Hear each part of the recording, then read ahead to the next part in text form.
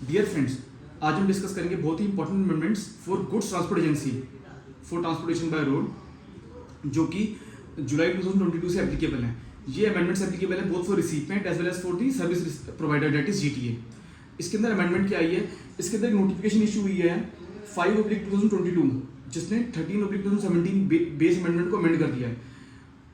Currently एक GTA के पास दो ऑप्शन है, या तो वो फॉरवर्ड चार्ज में 12% जीएसटी पे करे और सारे अपने इनपुट क्लेम कर ले।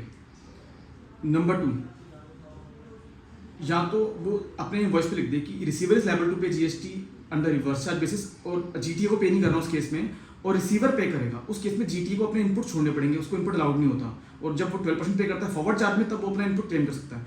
इसके अंदर मैं अगर क्रक्स में बताऊँ तो थर्ड ऑप्शन ऐड कर दिया गया जीटीए के लिए कि वो फॉरवर्ड चार्ज में 5% भी पे कर सकते हैं, लेकिन उस केस में उनको उसका इनपुट अलाउड नहीं होगा अपनी ऑर्गेनाइजेशन के अंदर। ये पहला अमेंडमेंट है।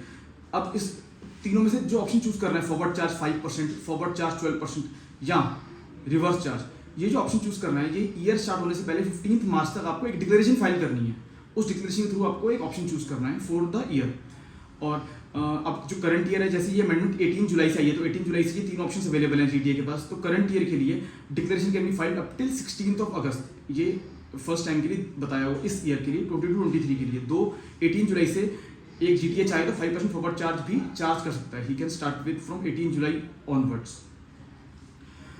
अब इसके अंदर एक नोटिफिकेशन और आई है फ्रॉम 4/2022 नोटिफिकेशन 18 जुलाई जो आई है, उसमें एग्जाम्पशन नोटिफिकेशन 12/2017 को भी अमेंड कर दिया है, जिसमें मेरी एग्जाम्पशन थी ₹1500 फॉर सिंगल कंसाइनमेंट या ₹700 फॉर सिंगल कंसाइनी, जिस पे जीएसटी एप्लीकेबल नहीं था जीटीए के लिए। अब उसको एग्जाम्पशन से हटा दिया, तो उस पर जीएसटी एप्लीकेबल हो गया फ्रॉम 18 जुलाई 2022।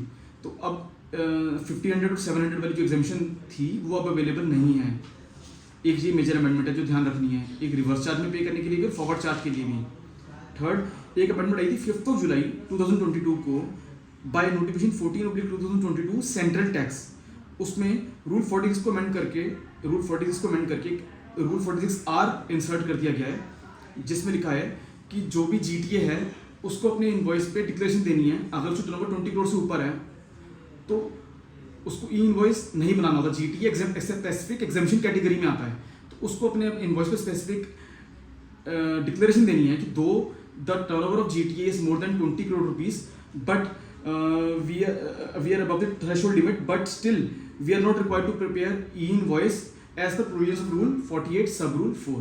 हमें ये डिक्लेरेशन ये देनी है, और एक इनवॉइस पे डिक्लेरेशन और देनी है कि जीटीए ने अब फॉरवर्ड चार्ज मैकेनिज्म चूज किया है और रिसीवर को रिवर्स चार्ज पे नहीं करना, तो ये डिक्लेरेशन भी जीटीए को ऐड करनी है। ये 18 जुलाई से एप्लीकेबल हुई है। तो ये थी amendments for goods transport agency. Thank you for listening to me patiently. Thank you.